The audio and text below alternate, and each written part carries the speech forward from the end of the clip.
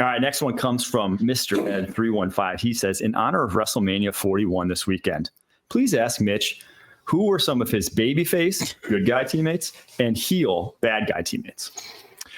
Well, I would like to know the definition of bad guy teammates, like guys who are dirty on the field. I would consider Amon-Ra St. Brown from the Lions to be a heel because he's a shit disturber, but he's a great teammate to have. Yeah. Okay, so still falling under the realm of being a good teammate, right? Clay Matthews was a heel when I played. I got a great Clay Matthews story. Okay, I want to hear it. So heel, I would say we had a guy named John Feliciano on our offensive line. Yes. I mean, just an absolute dirtbag in the best way. Loves to stir it up. A guy named Brian Winters. B-Went. Love B-Went. He has one of the most amazing tattoos inside his lip. The bullet. Doesn't he have a bullet chain too? He's all over the place. Fred Brown's recent tat. It's the one inside his lip I cannot talk about on the Trent Brown tat is all time, by the way. It's so like to be able to be like, yep, right there. And then I would also say,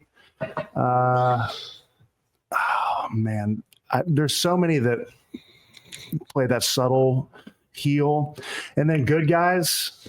A lot of good guys you played with, guys, man, just good folks. I mean, Mitchell Schwartz was a good guy. Yes. I mean, absolutely an analytical genius. He needs to turn his brain down. No doubt. No doubt. I love Mitch, but I'm like, dude, you're dealing with a caveman here. Yeah, no, he's a special dude in the best way. Just so many good dudes. I can think of, if I had to go from one from each team, so I would say Mitch or maybe even Larry Laurent. Oh, LDT. That's the man.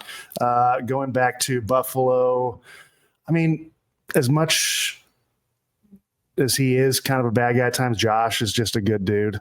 Always. I get that impression. I mean, just the best dude. Huge. He might just a monster. Big kid. He's the best. And then in Jacksonville, there was a guy. Urban Meyer. Yeah. Did you like that joke? That was good. That was smooth. Yeah, definitely a heel there, kid. Devon Hamilton, really good guy. Devon Hamilton? Yeah, D-Ham. Did you send me the Urban Meyer thing, though? Maybe. During the season? No, like just recently. He's on like some leadership. He's giving a TED talk. But I was like, it was like some Christian conference. It was like some Christian leadership panel. I'm like, made a lot of money, I bet. This guy? Like, this is the leadership? Jesus forgives, man. So Mitch Schwartz. Got a lot to ask for. Paint a picture to the audience of how brilliant he is and what kind of things he would do in the meetings, on the practice field, in walkthrough to make you go, God, that guy's just different, and people will respect his intelligence. Yeah, well, I think in like an offensive meeting, we do the whole install run. Like the run game would be the whole offense kind of going through. Of course, the offensive line, tight ends, where the running back's aiming point is, but also maybe what routes we're going to run, what motions, and then maybe play actions off of that. And he would sit next to me. He's like, you're going to love this route that comes off, especially like this cover 3 look. And I go, what the hell? Which is not what we talk about. No, listen, dude, my life is in the box. Everything else is a foreign He language. sees the whole picture. He does. And then, I mean, just his, because it also comes off as extreme poise too. Like on the field, that first year with Pat, it would be almost a conversation.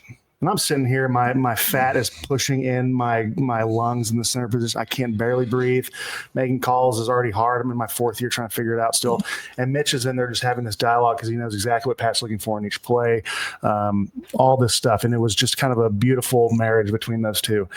And then he would set the tone oftentimes if I was having trouble the first few seconds, just even if it was giving me just these quick reminder words or something like this. Okay, then that would set the table. Just different things. And he was within the game. Also a brilliant athlete in regards to his stamina from play 1 to play 60. And he came from the Joe Thomas tree of, I'm going to get to this point. I'm going to set to this point. And fight for it. My hands, and then it's up to them to yeah, Joe Thomas and Mitch Schwartz. Yeah, remarkable offense. And in the middle, Alex Mack. One of the most freakishly athletic, flexible dudes in the world, Alex Mack. But also always run. Like he would run after the play. Mitch Schwartz, all pro every year, no Pro Bowls. Yeah. Criminal.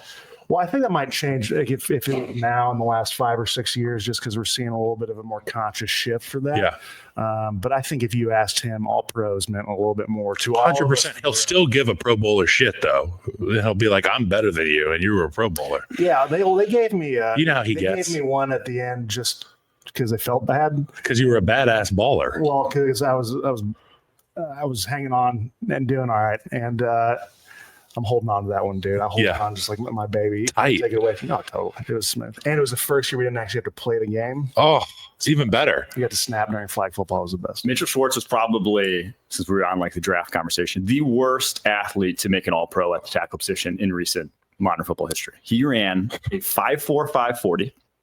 He had a 7'5" broad jump, which, dude, I don't think anyone's had that one that bad. He had 26.5-inch vertical, and he has like size 18 feet, so that's just him standing on his tiptoes. 23 bench press reps, 7'8", 6'3". He does have a 23-foot. I will tell you what, that just shows the difference between this combine stuff and then functional football. And that guy exemplified it, dude. And how important the mental, like if you know the why, not just the what or the who. If you know why we're doing something on offense and you can help a guy at another position group figure out how to do his job, my God, that speaks volumes about your prep. And if everybody did that, like there would be much better football played. Yeah. If there was more Mitchell Schwartz's, much better football, it'd be a different kind of conversations in the locker room and the yes, much more monotone. I love Mitch. He's one of my best. I wish we could get him in here. All right. Next question comes from Brad Garden. He asks, who are some historical My Guy draft picks that did not pan out this year? I'm planting my flag on Josiah Stewart Island. So I guess this one's more towards me. I'll start with some of my O-line calls first. I loved Bernard Raymond coming out of Central Michigan. I had him as top 20 player. I could be proven right on that. Dominic Puny, I loved last year. Beast. I think it was like 34th on my board. AJ Brown and DK Metcalf had his top 20 guys. They went obviously second round. Chris Jones, I called top 5 player in that 2016 class. That one. Some bad ones though. I love Jerry Tillery coming out of Notre Dame. I thought he was going to be like a high-end pass rusher. He was. You let your heart get in blinded by that one. I was blinded. Football Jesus. But he was apparently. So I'll just tell a quick Jerry Tillery story. We interviewed him, or my buddy interviewed him for the podcast we were doing with PFF. We went up to Notre Dame to do it, and he left the interview, and he's like, that was the most uncomfortable I felt. He's like, I don't know what it was. He just made me feel uncomfortable. And then we heard after his rookie year, Daniel Jeremiah, we were talking with Daniel Jeremiah. He said he ran into him just somewhere out in LA. And he's like, oh, hey, Jerry, what are you doing out here? And he was in a suit. And he's like, yeah, I'm doing like a business internship in like the summer after his rookie year. The guy was just not. He was a different cat. He was not. Only time you want to see your guy in a suit is on the plane headed to Cleveland to go whoop some ass in week 10. I don't want to see you at a Bitcoin conference. Some O-line misses. I love Netani Muti coming out of Fresno State. I thought he was a top 50 player. Injuries may have been a factor there. I love Josh Jones coming out of Houston. I had him as a top 20 player that year. That one never quite worked out, the offensive tackle. So those were some of my hits. You said Dominic Puny, is that right? For one of my hits. Yeah. Yeah.